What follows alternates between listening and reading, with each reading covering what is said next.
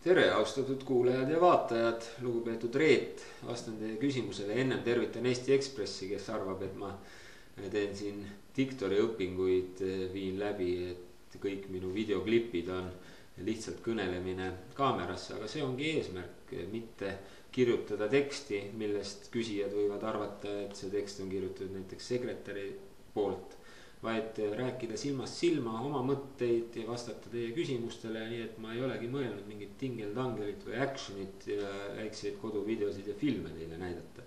Vaid see ongi minu videoblogi või videoajaveeb, et ma räägin teiega kaamera vahendusel ja vastan teie küsimustele. Nüüd Reet arvab, et kodulaenu kinnimaksmine lastega peredele on üks võimalik meede küll, aga ei ole sugugi efektiivne. Palju efektiivsem on hoonestusõiguse andmine noortele peredele, et riigil, nagu on näha siin Keskkonnaministeeriumi maadevahetusest ja paljudest muudest tehingutest, on maad küll, et selle võiks noortele peredele anda isegi siis, kui omandiõigust ei anta igavesest ajast igaveseni, aga mingiks pikaks perioodiks hoonestusõigusena, kus see pere toimetab kui oma kodus. Maatükkide andmine on tegelikult päris hea mõte.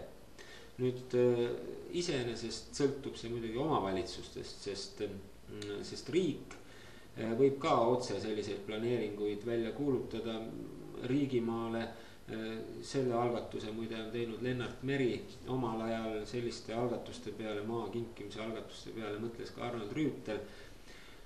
Aga lihtsam oleks, kui riik annaks sellised maad omavalitsusele ja omavalitsus nii endale kuuluvatel maadel kui ka siis riigi poolt endale noorte perede toetamiseks saadaval maadel selle hoonestusõiguse seaks noortele peredele. See on tegelikult omavalitsuste kompetentsis ja päris paljud omavalitsused on väga huvitatud noorte saamisest, noorte perede kutsumisest oma territooriumil. Nii et see võiks olla tõesti praegusest rohkem levinud, kus juures igasugused kommunikatsioonid, sidevahendid võiks omavalitsus nende noorte perede jaoks korraldada maadel, kuhu ta tahab noori meelitada. Nii et see on hea idee ja minu meelest võiks ka riiklik programm selliseid kohapealseid algatusi toetada. Nii et aitäh, Reet, hea idee eest.